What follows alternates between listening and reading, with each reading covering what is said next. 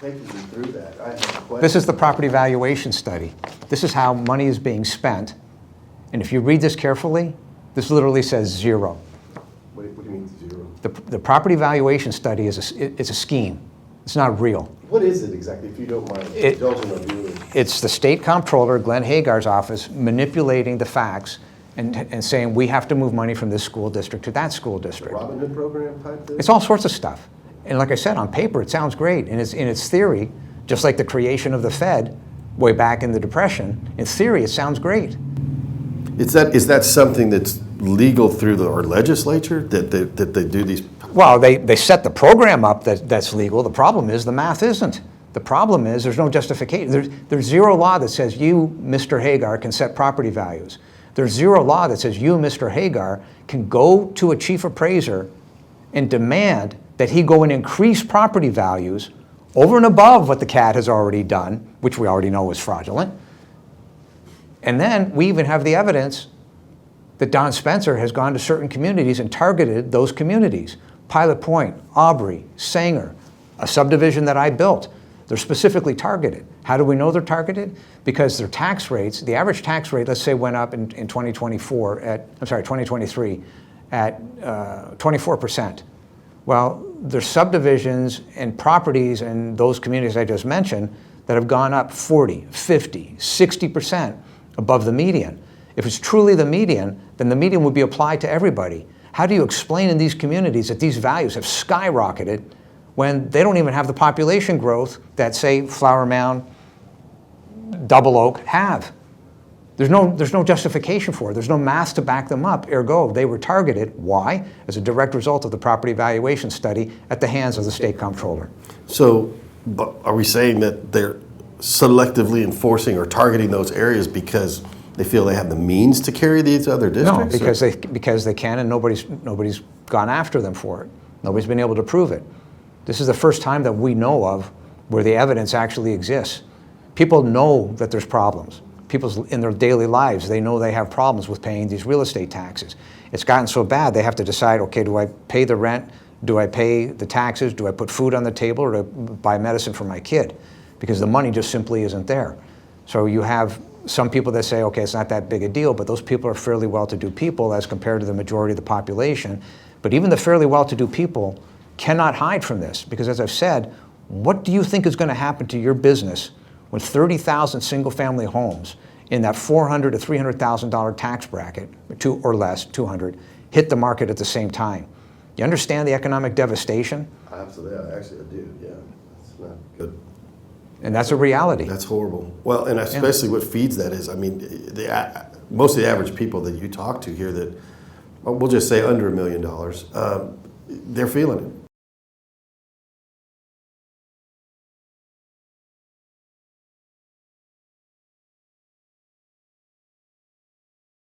They haven't paid their taxes for this year yet. Right. But it's even worse. So you see, they get screwed because the servicers of the mortgages that have the PID in them, okay? So the people that have those type of mortgages, they actually get screwed because what does the government do, the servicer do? Well, they look at the CADs. Well, your value for the taxes is X. They're being forced to pay those taxes one way or the other in advance, and the number is wrong. The number's fraud. So you see the problem, it's cumulative. That's why I keep using that word. It's cumulative compounding.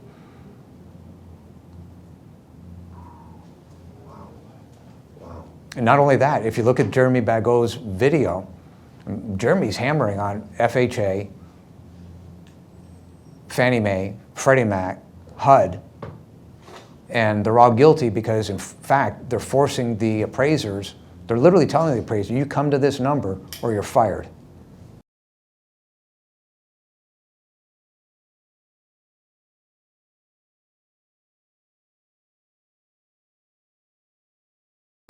And I asked him, he's a 30-year-old person, he's going to get married, he's found the woman of his life, he'd love to buy a house, he asked a great question. Why is this relevant to me? You know, like, I don't have a home. Why should I care? And I asked him, I said, well, I'm like, what's your rent right now? He gave me his address. We looked up the taxes. And I said, if that's overvalued, your rent, the landlord is going to pass those taxes to you. And while he was in the middle of being shocked by that, we were sitting in a commercial office upstairs, and I said, it was my biggest aha yesterday, Mitch, was the commercial guy. I understood, as you had said, and that the landlord passes those taxes on, and they collect those taxes forward. So the yogurt shop across the street owes triple net, and that tax burden of the owner is passed down to the tenants. And my question was to the commercial guy, as I said, why aren't the owners of these buildings concerned about this? Like you said, my tenants have to have the ability to stay. You know, are you experienced? I'm asking him, do you have owners that are actually feeling the pain of this at all? And surprising to us, he said, not really. And I'm shocked by that. But then he had an aha moment and goes, well, wait a minute, you're right. Sounds like the future's gonna happen. I was like, look, the building's 40% occupied next door. This one's like 30 something. There you go. You know, I'm like. See, people make comments without understanding, because this problem is extremely deep, right? This goes all the way to the state comptroller's office. So anybody that says, well, nobody's hurting, well, yeah, you can look outside and say, hey, you know, the sky is blue and everything's great today and it's all rosy. Now, stop for a second and look at your neighborhood strip center. Look at the fact that it's probably, give or take, around 30% empty. All you got to do is go to California. Do you know in the last 11 months they've lost 4,000 restaurants? You said that. You know, this stuff is not rosy. Open your eyes and you will start seeing. With regard to your friend who is going to want to go buy a house, speaking to that issue specifically, there are still some bidding wars going on in certain areas. Well, let's talk about that math for a second. So somebody comes in and says, I'm going to overpay for this house by $100,000. It's $1 million home. They buy it for $1.1 million. They don't understand what they just signed up for. See, if your house is 40% overvalued, you understand that that buyer is going to take a $500,000 bullet. Now, what happens if one of them loses a job? The $500,000 bullet is coming faster. GFC all over again. That's where we are. So the point is, and what I'm trying to hammer down on this for the benefit of mom and pop, is get your financial house, get your balance sheet in order. The reason why we're saying eliminate the property taxes, because if you could flip the switch, right? Mom and pop would have an asset. The asset would be the house. That's the most important asset. The idea that somebody can overtax by overvaluing completely fraudulently that house and say, give me the money or I'll take it, is the definition of RICO. What I'm trying to do is flip the switch so that mom and pop can truly build an asset where nobody can take the land underneath the house.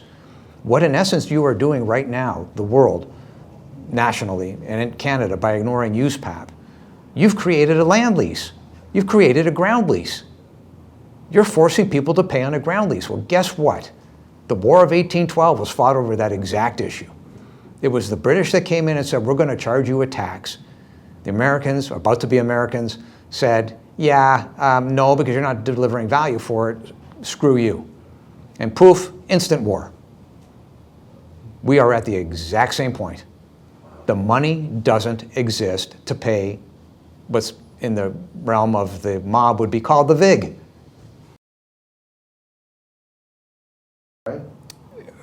Through lawsuits, they are the responsible party in law. So the chief appraiser is the responsible party in law for the CAD. The ARB members, on the other hand, if they violate the law, that's a separate set of lawsuits. The RPAs can also be sued for perjury. And what we're stating now is when you get taken advantage of, if you've got the money and you know there's a problem, sue everybody in sight because they've got it coming. If you got them on perjury, sue them. Press criminal charges. You can file criminal charges against an RPA for perjury. You can do these things. You've got the power. So these are rights available to the average homeowner. Right. Now, do you really want to haul off and do that on something that's a $300,000 home? No, because it doesn't pay. Right. However, when you're talking commercial properties and the income calculation worksheets created by the CADs are another straight up fraud, well, we think your income should be this, we think your expenses should be this, and we're going to give you a cap rate that's lower than everything else. If I walked into a bank with what they've created, within 30 days I would be arrested for bank fraud. So even on the commercial property side, they're committing fraud. On the residential side, they're committing fraud. And to that point, this is a 10-page list of laws that are being broken by these CADs. And although certain states have different laws, the bottom line is you can kind of substitute out one of the columns. But this goes into federal law, state law, USPAP being broken, Texas property tax code being violated, one after another. There's 10 pages of this. Ask yourself this: how is this possible but for intent? They intend to commit fraud. They don't give a damn about the law. It's clear. We've got them. We've got them on tape saying so. Right. This is the net result right here. 10 pages. Questions, kind of a bonus round, if that's all right. Qualified immunity. Do you mind educating the public on what that is and Right. what is it? So qualified immunity basically says, well, we work for the government, you can't do a damn thing about it. But you have to separate the government aspect of it, the entity, from the people. Oh, there's plenty of case law that you can chase the people. You can go after the people for the actual damages. Okay? You can go after Don Spencer. You can go after the ARB members. They don't want to talk about that. But here's the problem with their statement. Qualified immunity is based on not having discretion. Okay? So the word discretion is really important because USPAP, you don't have discretion not to use USPAP. You're mandated by the Texas Property Tax Code to use USPAP. You're mandated by the Texas Constitution under uniform and equal to use USPAP. You're mandated to use the Texas Property Tax Code. You are mandated to use the Texas Constitution, and you sure as you know what better be adhering to the US Constitution. So the bottom line is this nonsense is being spouted while we have qualified immunity. Yeah, no, you don't. You want to have a, and I just in last night's video, I even said, you want to have a debate? I'll give you 15-1 odds. You pick the best orators you've got against little old nobody me. I'll buy the cappuccinos. We'll have a debate in front of the public. We'll find a place that'll hold several thousand people. And you explain exactly how it is, what the math is under USPAP that you're adhering to. Because I've got gigabytes of data that proves you're not. Let's have a debate, straight up. I believe in the First Amendment.